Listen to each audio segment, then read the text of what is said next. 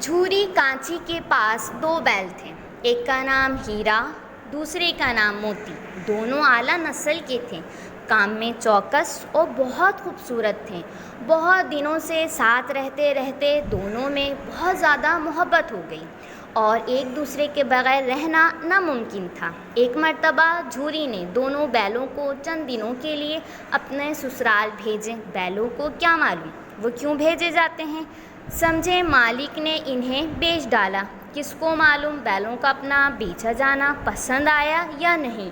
جھوری کے سالے کو اپنے گاؤں تک لے جانے میں دانتوں پسینہ آ گیا۔ شام کے وقت دونوں بیل گیا کے گاؤں پہنچے۔ دن بھر کے بھوکے تھے، لیکن جب ناند میں لگائے گئے تو کسی نے بھی اس میں منہ نہ ڈالا۔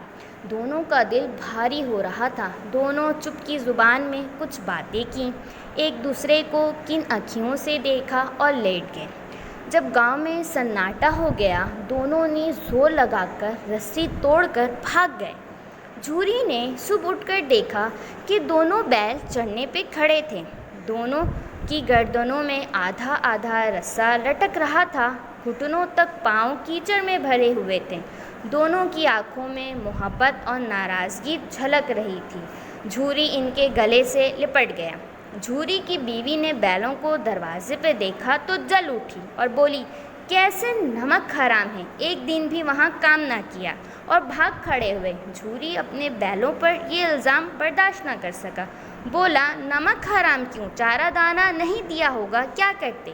دوسرے دن جھوری کا سالا پھر آیا اور بیلوں کو لے چلا۔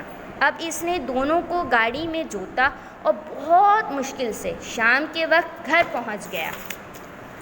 دوسرے دن گیا نے بیلوں کو ہل میں جوتا اور پھر دونوں نے جیسے پاؤں نہ اٹھانے کی قسم کھا لی تھی۔ وہ مارتے مارتے تھک گیا، مگر انہوں نے بھی کام نہ کیے اور پھر انہیں کھانے میں خشک بھوسا ڈالا گیا۔ دونوں چپ چاپ کھڑے رہے، مگر جب لوگ کھانا کھانے لگے اس وقت ایک چھوٹی سی لڑکی 2 روٹیاں لے کر نکل آئی اور دونوں اس کے منہ میں ڈال کر چلی گئی۔ معصوم سی بچی، روز روز کا یہ ظلم دیکھا نہ گیا۔ ایک دن اس نے دونوں کی رسی کھول دیا۔ جب وہ بھاگنے لگے تو اس نے شور مچا دیا، جب تک بہت دیر ہو گئی تھی اور وہ بھاگ نکلے اور راستہ بھول گئے اور کسی اور کے کھیت میں چلے گئے۔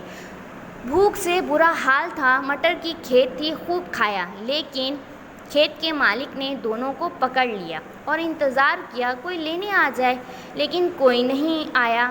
ان کو کھانا پانی بھی نہیں دیتا تھا، بہت کمزور ہو گئے تھے۔ ایک دن اس نے اسے بیچ دیا۔ ایک شخص اسے لے کر چل پڑا اور آہستہ آہستہ چلتا تو ڈنڈا جما دیتا تھا۔ بیلوں کو یہ محسوس ہوا کہ یہ راستہ دیکھا ہوا ہے، وہی کھیت، وہی گاؤں، وہی باغ۔ اب تو ان کی رفتار تیز ہونے لگی، ساری کمزوری مایوسی رفع ہو گئی۔ ارے یہ تو اپنا کھیت آ گیا۔ جھوری دروازے پہ بیٹھا تھا، بیلوں کو دیکھتے ہی دوڑ پڑا، پیار کرنے لگا۔ وہ شخص آ کے بولا، یہ میرے بیل ہیں۔ جھوری بولا، تمہارے بیل کیسے ہیں، یہ بیل میرے ہیں۔ بیل بھی جانے کو تیار نہ تھے، وہ ہار مان کے چلا گیا۔ اس وقت اس کی مالکن نے آ کر دونوں کو بہت پیار کیا۔